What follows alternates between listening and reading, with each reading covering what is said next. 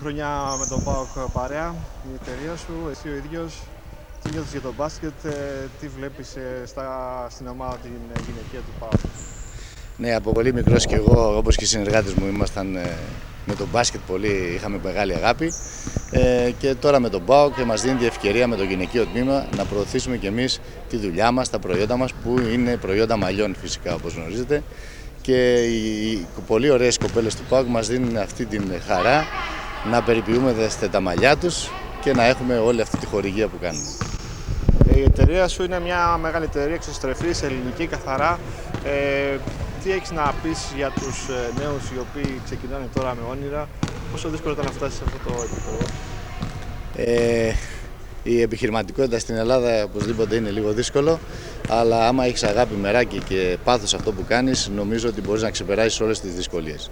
Η δικιά μας εταιρεία ιδρύθηκε πριν 9 χρόνια με την προοπτική να μην είναι μόνο μέσα στα σύνορα της Ελλάδας, αλλά να φύγει και στο εξωτερικό. Έτσι, με αυτό δειλά-δειλά έχουμε κάνει αρκετά βήματα. Ήδη η εταιρεία εξάγει σε 9 χώρες.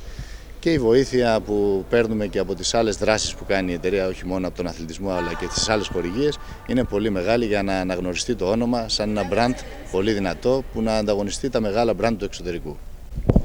Πώς θα θέλεις να δεις την ομάδα και πώς θα θέλεις να δεις και την εταιρεία? Αυτά πάνε παράλληλα. Φέτος πραγματικά έγινε μια μελέτη για την ομάδα, μια οργάνωση να πάει πολύ ψηλά, να φτάσει στις πρώτες θέσεις του πρωταθλήματος και του κυπέλου. Νομίζω ότι θα τα καταφέρουμε. Το ίδιο προσπαθούμε να κάνουμε και για την εταιρεία μας. Ήδη είναι μέσα στις leader εταιρείες της Ελλάδος και προσπαθούμε και στο εξωτερικό να είμαστε σε πολύ υψηλό επίπεδο. Ασχολείσαι χρόνια με το μπάσκετ. Τι έχεις να πεις για αυτούς οι οποίοι θέλουν να ξεκινήσουν να δίνουν την παρουσία τους στο γήπεδο, τι χαρές δίνει και τι έχει δώσει και σε σένα?